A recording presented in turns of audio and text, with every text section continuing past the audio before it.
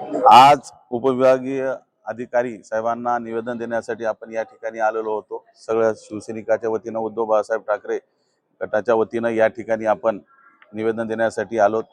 खऱ्या अर्थानं पाहिलं तर वेगवेगळे विषय आपल्या या मतदारसंघामध्ये आहेत।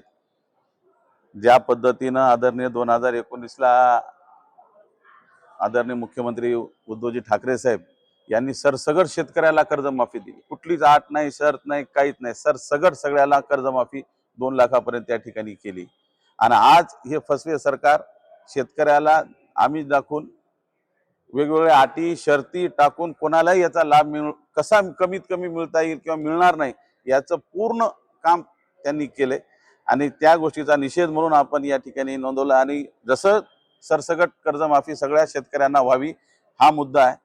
पीक विमा अर्ध्या तालुक्याला मिळालाय, अर्ध्या तालुक्याला पीक विमा मिळाला नाही। मिळाला नाही तर का मिळाला नाही? शेतकऱ्याचे आज शेतकऱ्याला पैसे पाहिजे। जर ते पीक विमा जर त्याला जमा झाला असता तर शेतीचे काम सगळ्या गोष्टी बियाणे घ्यायचे, त्याला सगळ्या गोष्टी शेतीचं काम करायचं, त्याच्यामध्ये त्याच्या हातात पैसे नाहीत, पीक विमा नाही। हे सगळ्यात महत्त्वाचा मुद्दा। आणि त्याचबरोबर आता सगळ्यात मोठी लूट आपल्या तालुक्यात चालू आहे ती म्हणजे खताच्या बाबतीमध्ये। जे युरियाचं खत आहे ते तुमचं खताचं पोतं आहे 266 रुपयाला आणि द्यायलेत 300-350ला आणि पावती द्यायले 266ची।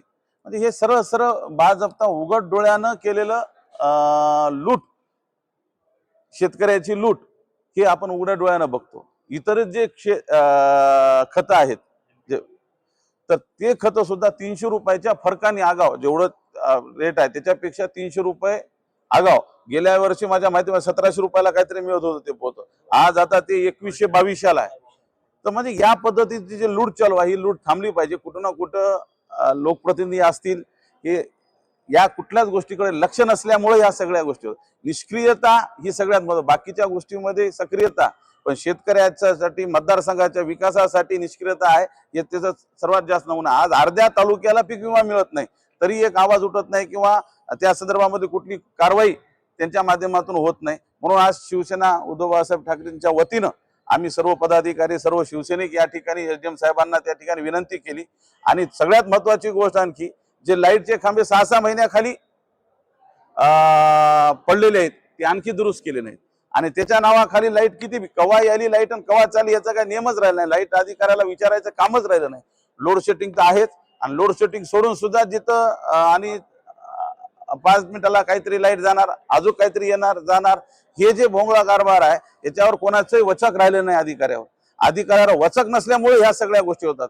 जर प्रमुख माणूस जर चांगला राहिला असता, शेतकऱ्याच्या हिताचा राहिला असता, काम करणारा राहिला असता तर ही वेळ आज आली नसती। आज मतदारसंघामध्ये उघडपणे प्रत्येक दुकानावर आगाऊच्या पद्धतीनं खत त्या ठिकाणी पैसे जास्त घेतले जातात, हे कुठं ना कुठं चुकीचं आहे। त्या संदर्भात साहेबांना आम्ही निवेदन आता सर्वांनी मिळून दिलेलं आहे। तहसीलदार साहेब बी होते, एसडीएम साहेब बी होते आणि त्या माध्यमातून आपली त्यांना मागणी आहे की जे काही प्रमुख आहेत त्यांची एक बैठक लावा आणि त्या बैठकीमध्ये आमचे शिष्टमंडळाला तुम्ही बोलवा, म्हणजे जेणेकरून आमचे सगळे मुद्दे त्या ठिकाणी आम्हाला मांडता येतील। अजून एक दुसरा एक मुद्दा तुम्हाला सांगतो, हाडोळीच्या मुद्द्यामध्ये ज्या विहिरी बुजल्या होत्या ह्याच्यामध्ये अतिवृष्टीमध्ये दुष्काळानं, पहिली यादी काढली, सगळं केलं, गावातून पंचनामे केले, ती यादी जी तयार केली ती यादीच पाठवली नाही। यादी दुसरीच पाठवली। दुसरी कोणची पाठवली? ज्याच्या नावाने विहीर बी नाही आणि ज्याचं नुकसान बी झालं नाही। म्हणजे याचा अर्थ काय की मग कुठं ना कुठं तुम्ही काळं वेळ करूनच या सगळ्या गोष्टी करता। ज्याचं खऱ्या अर्थानं नुकसान झालंय, ज्याचा सर्वे झालाय, त्याचं नुकसान झालंय, ज्याची विहीर होती, ज्याची विहीर बुजली, तुमची तिथं चौकशी झाली, तुमची पाहणी झाली, त्याच्यानंतर त्याचं नाव वगळल्या जातं आणि दुसऱ्याचेच नावं ज्याची विहीर बी आहे की नाही हे संशय असताना तिसऱ्याच माणसाच्या नावं त्या ठिकाणी गेलेले जातात। म्हणजे हा कसला प्रकार आहे? म्हणजे या अधिकाऱ्यावर कोणाचं दबाव आहे की नाही, अधिकाऱ्यावर कोणाचं वचक आहे की नाही? जर अशा पद्धतीने जर अधिकारी प्रशासकीय वागत असतील तर मग आम लोकांना, या मतदारसंघातल्या लोकांनी, शेतकऱ्यांनी जायचं कोणाकडे? जर अशा पद्धतीचा अन्याय होत असेल तर ते अन्याय शिवसेनेच्या वतीनं आम्ही खपून घेणार नाही। निश्चित यांच्या सोबत आम्ही खंबीरपणे त्या ठिकाणी उभं राहू। त्यांची लवकरात लवकर त्यांनी बैठक लावतील अशी अपेक्षा आहे। जर त्यांनी बैठक लावली नाही तर आपल्यालाच त्या दुकानावर जाऊन शिवसैनिकाला उभा टाकून शेतकऱ्याला त्या ठिकाणी खताचं वाटप त्या ठिकाणी करावं लागणार आहे। आणि याच्यात जर कुठला कायदा सुव्यवस्थेचा प्रश्न निर्माण झाला तर ते सर्व जबाबदारी प्रशासक राहील, एवढं आपल्या माध्यमातून या ठिकाणी सांगतो. निश्चित या संदर्भामध्ये ज्या काही वेगवेगळ्या मागण्या होत्या त्या मागण्या आपण आपल्या वतीनं त्या ठिकाणी धरू. या मागण्याला जर अजून प्रतिसाद मिळाला नाही किंवा जी शेतकऱ्याची लूट आहे ती थांबली नाही तर येणाऱ्या काळात निश्चित मोठ्या प्रमाणामध्ये या ठिकाणी या कार्यालयावर आपण मोर्चा या ठिकाणी घेऊन येऊ.